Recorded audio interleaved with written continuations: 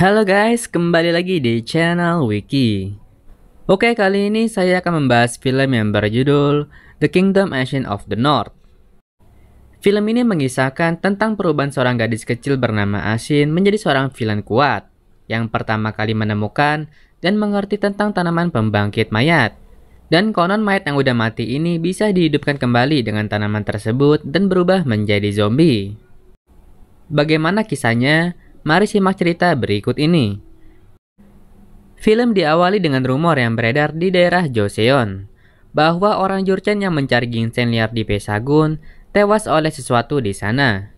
Orang Jurchen jika mengumpulkan diri semuanya, maka akan menjadi sangat kuat karena sejak kecil dididik untuk menjadi seorang pendekar. Sehingga hal itu membuat Joseon mengumpulkan sedikit orang dari sana untuk menjadi mata-mata yang disebut suku Seongjoyen.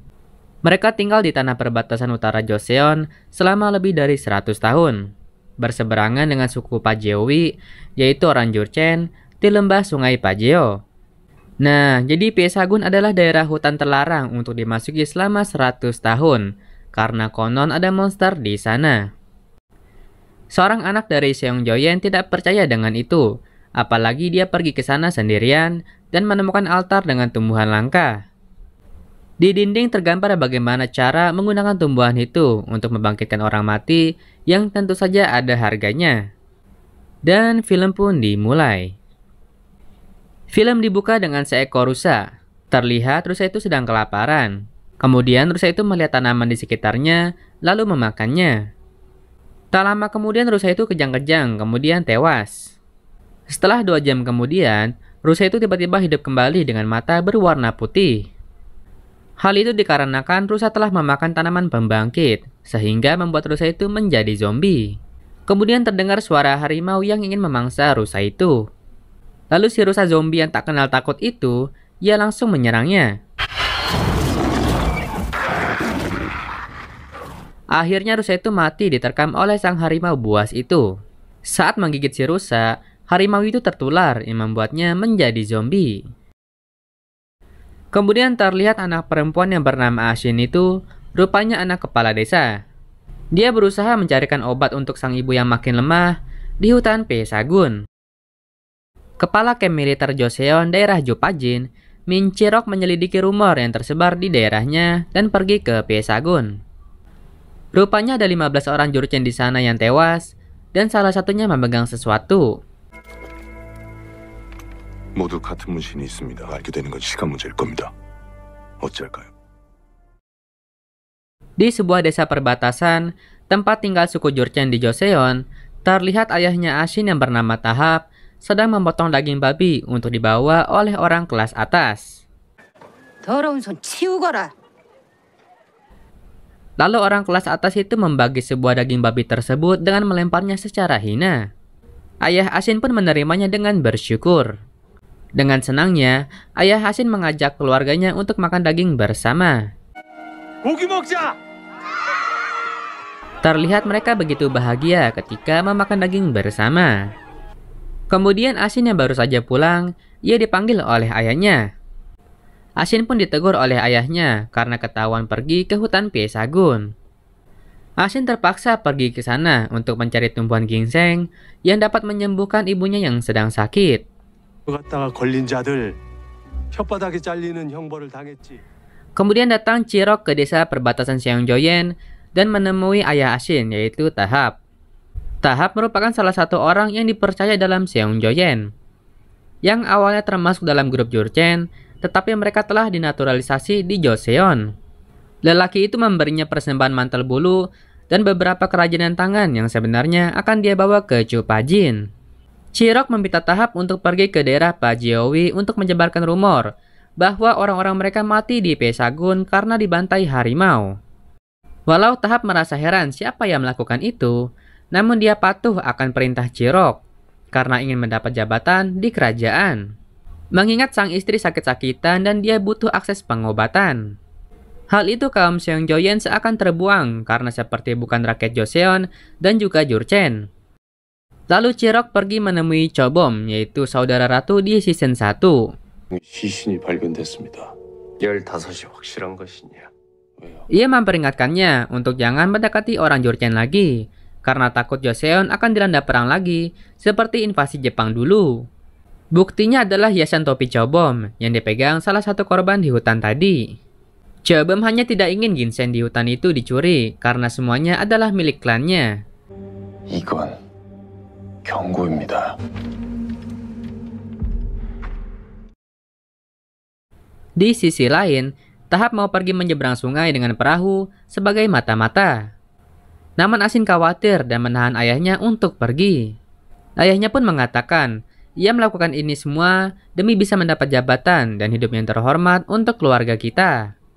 Di situ Asin tidak bisa berbuat apa-apa lagi. Kemudian ayahnya pun pergi. Terlihat Asin yang khawatir karena ibunya butuh pertolongan tabib. Namun karena tahu kalau tabib tak akan datang, akhirnya Asin pergi mencari tanaman ke Pesagun. Ayahnya Asin yang sudah sampai di desa suku Chopajin, ia langsung menyebarkan rumor bahwa ada orang suku Jurchen yang tewas oleh harimau di hutan Pesagun. Namun di antara orang itu ada yang memberitahu kepada ayah Asin dan mengatakan jika ayahnya Asin berbohong, maka ia akan mati.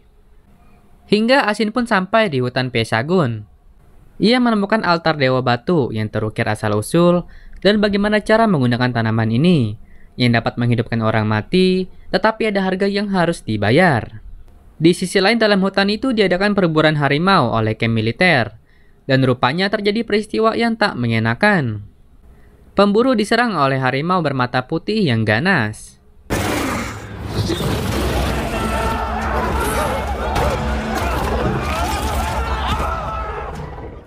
Chirok yang memang sengaja ke sana karena merasa ada kaum Jurchen yang mau cari tahu soal fakta terbunuhnya saudara mereka melihat harimau itu.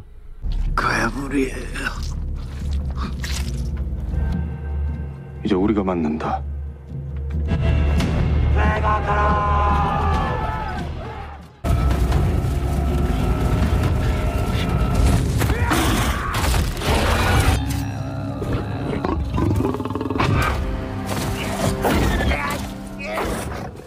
Saat perburuan cukup sengit, Chirok melemparkan pedang ke arah harimau itu hingga tewas dan menyelamatkan salah seorang Jurchen yang hampir digigit.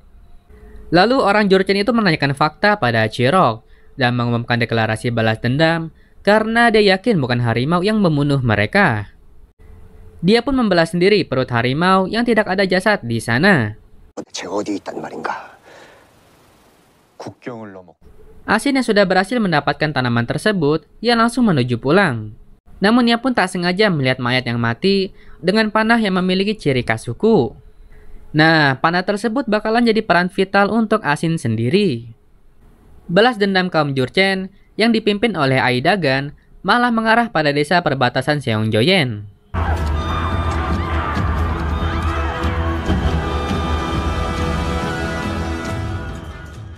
Mereka menyerang dan membunuh semua warga di sana, termasuk semua keluarga Asin. Asin yang bergegas pulang dari Pesagun, menangis terseduh-seduh melihat desanya habis terbantai.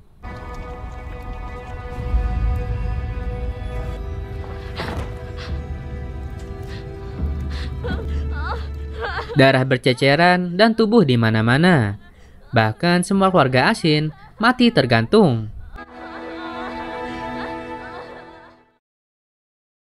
Asin yang sangat sedih dan marah, ia langsung pergi menemui Chirok dengan memohon untuk membalaskan dendam ayahnya pada kaum Jurchen. Dia bahkan memohon agar bisa tinggal di kamp militer Chopajin, walau melakukan pekerjaan hina sekalipun. Niatnya dikabulkan dan dia tidur di suatu gubuk bersama babi, meringkuk kedinginan di bawah dipan bambu.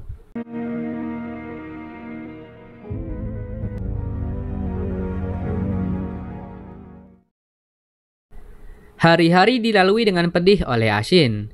Ia bekerja mencuci semua pakaian tentara. Asin juga menyempatkan latihan panahnya. Bahkan ada tentara yang menyindir Asin bahwa ia berasal dari desa perbatasan yang mengubur semua mayat sendirian. Hingga saat Asin ingin berburu rusa, tiba-tiba babi hutan yang keluar dan menyerangnya. Dan dari sini Asin pun tumbuh menjadi dewasa. Sampai saat ini pun, Asin masih bekerja sebagai tukang cuci baju. Pada suatu malam, Asin hendak ingin dilecehkan oleh seorang tentara yang datang ke gubuknya. 여기서 살아남을 수 있을 것 같아? Dan akhirnya Asin dipakai oleh tentara itu. Keesokannya, Asin pun masih terus mengasah kemampuan panahnya. Hingga pada malam hari, Asin pergi menyeberang sungai seperti sebelumnya menggambar peta tempat itu untuk diserahkan pada Chirok. Kemudian terdengar kabar bahwa konferensi perdamaian Jepang telah putus. Lalu Chirok pergi untuk bersiap bertempur dan menyisakan prajurit di kampnya. Lalu bawahan Chirok menuju gubuk Asin. Di sana mereka melihat tentara yang baru saja selesai lecehin Asin. 명심하겠습니다. Lalu mereka pun mengatakan, 더욱 상세히 알아내야 한다. menelusuri lebih dalam, Asin bersembunyi di dalam suatu tenda dan melihat seorang jurchen yang sedang memberi makan kepada orang layaknya binatang. Setelah orang jurchen itu pergi, Asin menghampirinya dan ternyata itu adalah ayahnya.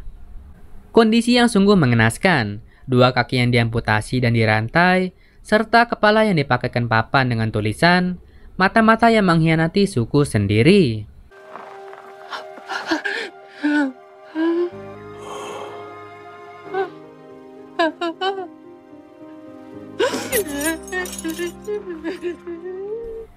Lalu ayahnya meminta Asin untuk membunuhnya.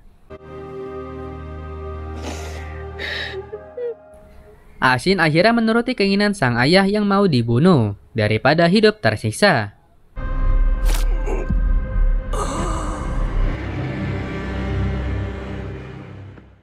Kemudian Asin membakar camp Jurchen, lalu pergi dari situ. Lalu Asin melihat para tentara Joseon keluar dari Chupajin, salah satunya Chirok yang diperintahkan untuk pergi ke selatan memperkuat kerajaan karena perdamaian dengan Jepang terputus. Nah, di tas mereka ada panah bulu yang sama dengan yang dilihat Asin dulu di Piesagun sebelum balik ke desa. Panah bulu itu dulu tertancap di badan seorang Jurchen ketika perburuan harimau. Asin pun mulai curiga dan pergi ke camp untuk mencari dokumen. Asin langsung membunuh penjaga di sana. Kemudian Asin masuk ke ruang Chirok dan menemukan dokumen tersebut. Di situ tertulis bahwa sebenarnya 15 orang Jurchen Pajeowi yang ingin mengambil tanaman di hutan Piesagun dibunuh oleh suku Joseon karena tanaman itu milik sukunya. Suku Jurchen pun tidak terima kalau anggotanya dibunuh dan mulailah peperangan.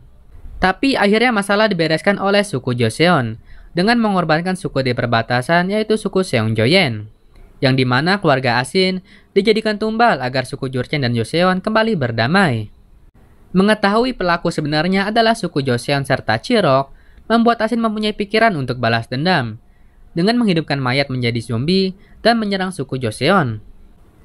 Hingga datang seorang anggota yang datang ke gubuk Asin yang mau ngelecehinnya. Tiba-tiba anggota tersebut dibunuh oleh Asin. Kemudian mayatnya dibangkitkan oleh Asin dengan tanaman pembangkit. Kemudian mayat tersebut hidup kembali menjadi zombie. Lalu zombie itu langsung menyerang para anggota di camp tersebut.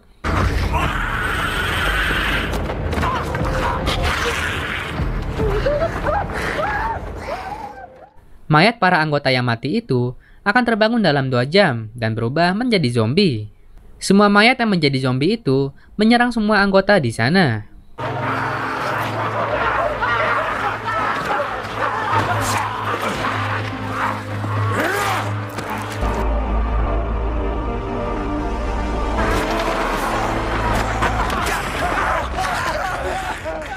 Bahkan orang yang menyerang zombie itu dan ingin kabur, ditembak oleh panah Asin yang tidak ingin membiarkannya selamat. Hingga tersisa 1 orang yang naik ke atap dan meminta tolong kepada Asin. Namun Asin melihatnya dengan tatapan dingin dan langsung menembak tangannya sampai tertancap. Teriakan itu mengundang zombie untuk datang ke orang itu.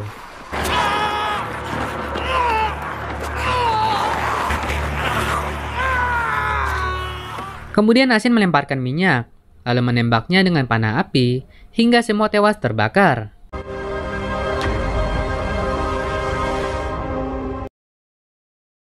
Asin pun menyisakan satu orang, yaitu Chirok, yang telah memfitnah keluarganya. 내가 잘못했으니까 제발 살려다오. Kemudian Asin menyeret Chirok dan datang ke kampung halamannya. Di sana, Asin berhalusinasi tentang keluarganya.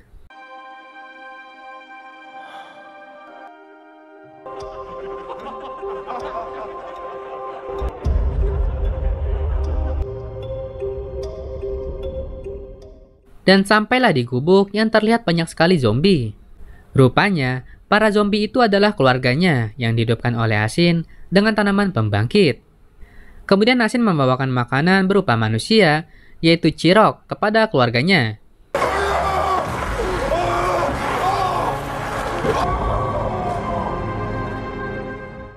Dengan adanya mereka, membuat Asin tak kesepian walaupun keluarganya menjadi zombie. Kemudian Shin pun berpindah di perbatasan Uiji.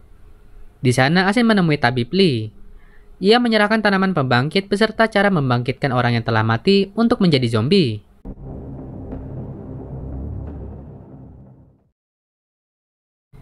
Di akhir film, Asin menghadang tentara Jurchen yang dipimpin oleh Ai Dagan, yaitu orang yang telah membunuh semua keluarganya. Di sini Asin berniat untuk menghabisi semua rakyat Jurchen setelah Joseon. Dan film pun berakhir. Oke, jadi itulah episode spesial yang menjadi spin-off dari musim kedua serial Kingdom ini. Thank you semuanya yang udah nonton sampai habis. Jangan lupa like dan share jika kalian suka dengan video ini. Oke, sampai jumpa di video selanjutnya. Bye-bye.